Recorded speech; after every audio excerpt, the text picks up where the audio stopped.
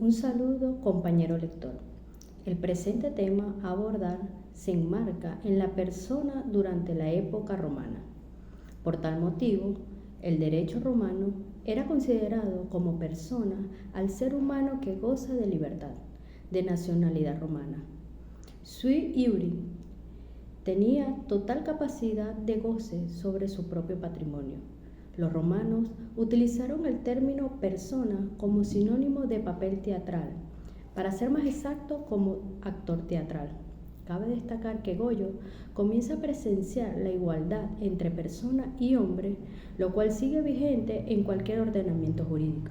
Sin embargo, debemos acotar que a partir del año 1251, el Papa Inocencio IV utiliza el término con relación jurídica, vale decir, como se diría ahora, sujeto de derecho. Incorpora la persona jurídica, denominada posteriormente persona moral o persona jurídica colectiva. Por consiguiente, como parte de la clasificación de las personas, según los romanos, se destacan en persona natural, física o humana. En el derecho romano, la persona física es el individuo de la especie humana que se encuentra vivo y que posee capacidad jurídica. Esta capacidad puede verse mejorada, disminuida o alterada conforme a varios criterios, como su libertad, su ciudadanía, sus relaciones familiares, su edad, su estatus social o su sexo. En el derecho romano, persona era sinónimo de capacidad jurídica. Respecto a los esclavos, forman parte de las cosas, de los objetos sobre que se establece el derecho, es decir, no poseen derechos ni obligaciones. Por consiguiente, la única persona que adquiría plena capacidad jurídica o personalidad civil para ser sujeto de derecho era el paterfamilias. Sin embargo, esta situación no quedó inalterada. Distintos factores sociales, políticos y religiosos irán probando que poco a poco se dé la tendencia de hacer coincidir la capacidad jurídica o personalidad civil con la simple cualidad del hombre libre, ya que la esclavitud siempre estuvo presente en el mundo romano. Continuando con la clasificación, las personas jurídicas morales colectivas,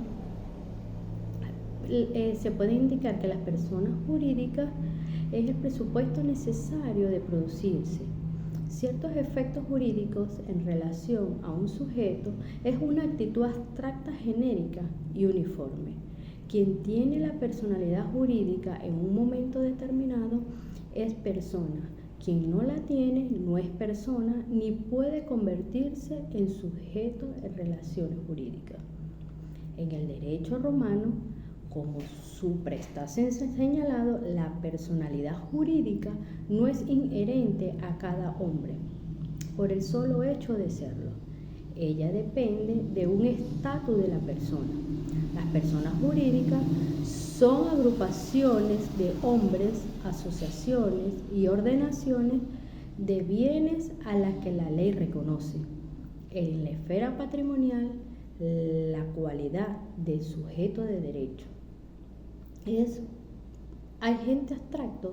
Al ordenamiento le reconoce la actitud de adquirir derechos y contraer obligaciones.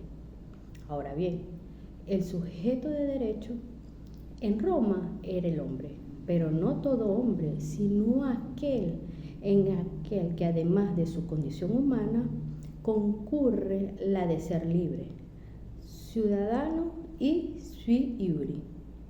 Aquel que no se encuentra sometido al mando de otro o de cualquier potestad familiar. La persona es sujeto de derecho en tanto el ordenamiento jurídico le reconoce la capacidad. Tanto los esclavos como los hombres libres eran personas, pero solo los hombres libres eran sujetos de derecho. Con referencia a la capacidad jurídica, se puede hacer mención que la capacidad jurídica de las personas físicas se adquiere por el nacimiento y se pierde por la muerte. Por lo tanto, la capacidad de goce y la capacidad de ejercicio es la actitud para ser titular de derechos y obligaciones, es decir, es la idoneidad que tiene una persona para adquirir derechos y para contraer obligaciones, mientras que la capacidad de ejercicio es cuando el sujeto puede hacer valer sus derechos, como celebrar actos jurídicos en nombres propios o ejercitar acciones legales en algún tribunal. Por lo que se dice que es la idoneidad de una persona para ejercer personalmente tales derechos y cumplir las obligaciones. Existen causas modificativas de la capacidad jurídica que determinan la falta de capacidad para ser sujeto de determinadas relaciones jurídicas, o que determinan que el ejercicio de derechos se realice por medio de otras personas diferentes del sujeto mismo. Entre ellas se pueden destacar degradación del honor civil, que se dé por la infamia, religión, condición social y profesión, que es la pertenencia a determinadas clases o profesiones, por el sexo o que se ve involucrada la posición jurídica de la mujer, que es inferior a la del hombre, y por la edad. En caso de los requisitos relativos a la existencia humana, existen elementos requeridos por los romanos para que pueda considerarse existente el hombre. Entre ellos se destaca, primero, que el nuevo ser quedase separado por completo del claustro materno. Segundo, que naciese vivo. Tercero, que tuviese forma humana. Expresamente señalan algunos textos ciertas imperfecciones, como falta de miembros o pluralidad de órganos, entre ellos.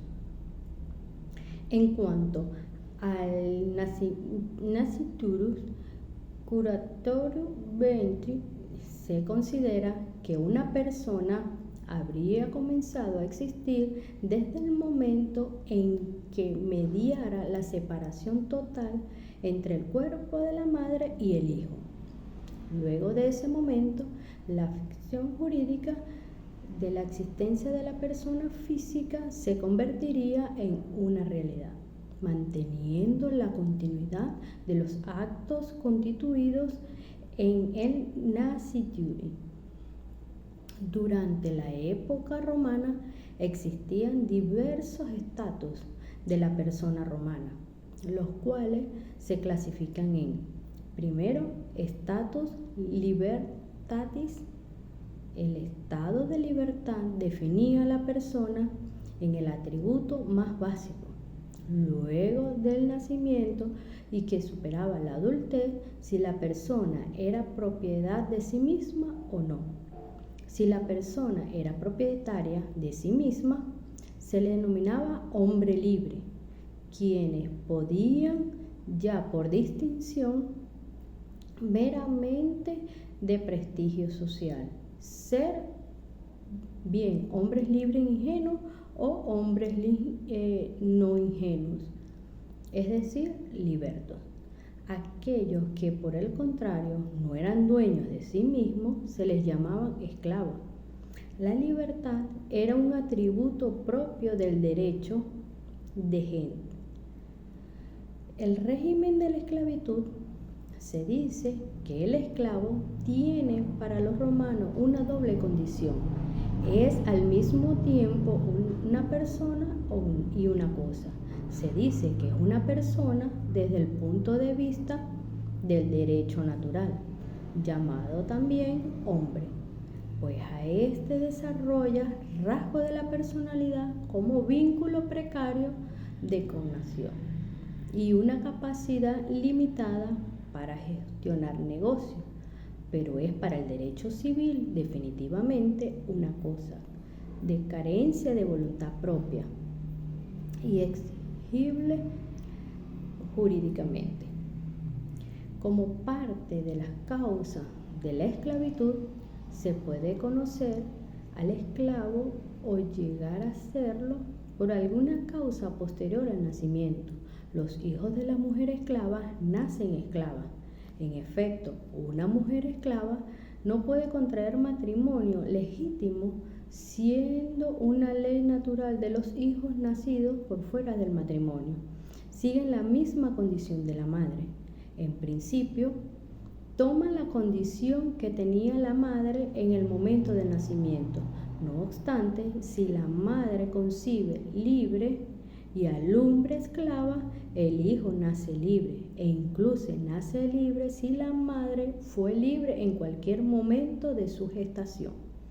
La condición jurídica del esclavo en cuanto al estatus jurídico del mismo, al principio no tiene ningún derecho. No se considera una persona sino una cosa, que es la palabra más antigua para referirse a un esclavo, es mancipio, de género neutro.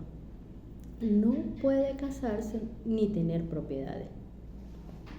Por parte de las obligaciones del amo originadas por el esclavo, los amos podían usar la violencia para disciplinar la mano de obra, pero no actuar con sevicia, lo que en derecho actualmente se le llama alevosía o crueldad excesiva. Tampoco podrían asesinarlos por capricho. Era un deber de preocuparse por la vestimenta, la alimentación y la salud de los esclavos. No podían herirlos ni matarlos de hambre. En el caso de la manutención, era una vía de extinción de la esclavitud. Gracias a ella,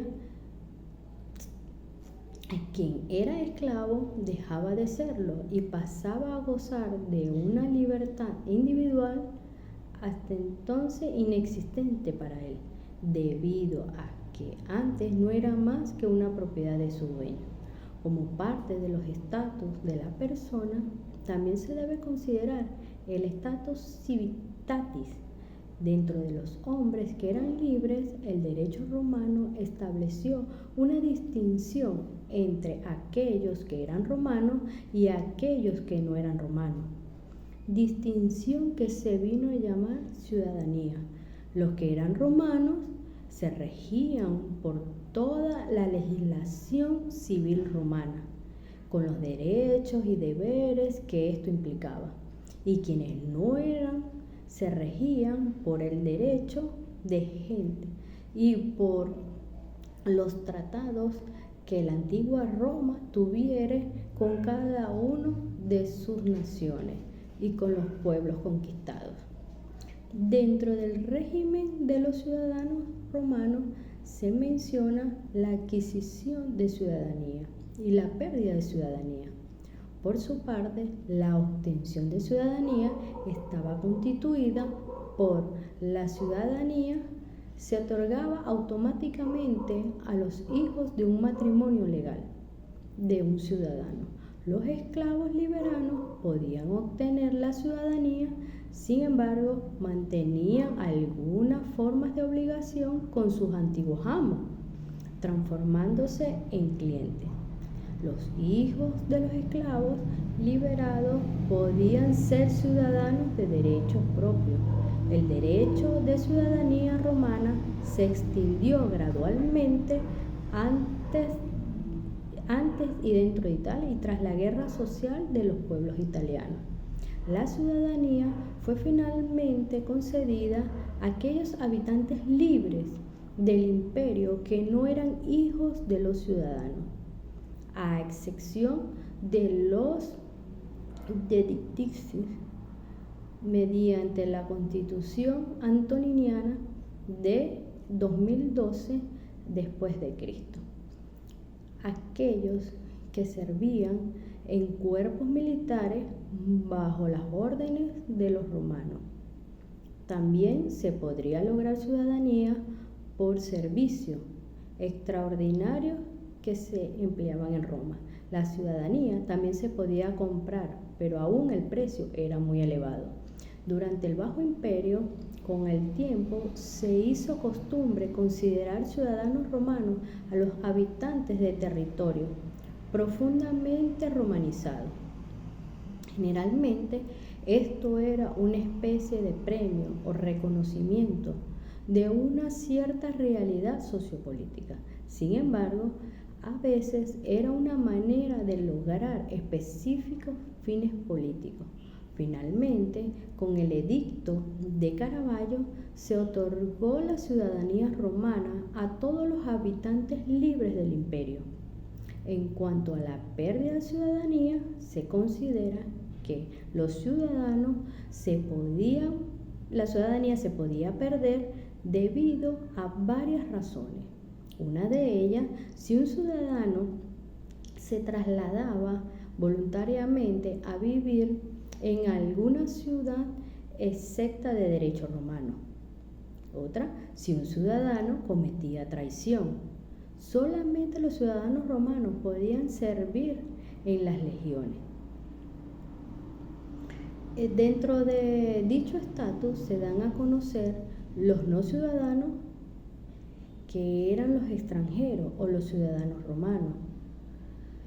Estuvo una distinción en cuanto a la situación del momento histórico. En concreto, hasta la Constitución antinoniana del 2012 después de Cristo, los extranjeros se dividían entre latinos y peregrinos. Los latinos ocupaban la península italiana y se encontraban en una situación jurídica intermedia entre los ciudadanos romanos y los peregrinos.